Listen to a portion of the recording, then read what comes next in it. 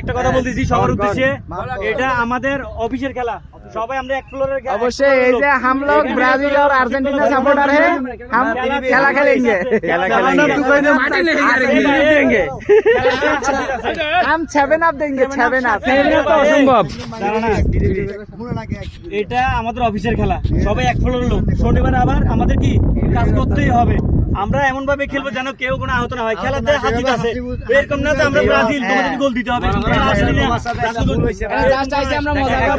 বললো ভাই সরি, তাহলে ফাউল মারো।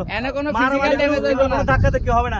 কোনো প্লেয়ার যদি ধাক্কা দেখি করে উশৃঙ্খলা করে, তার সাথে সাথে মাঠ থেকে বসিয়ে দেওয়া হবে।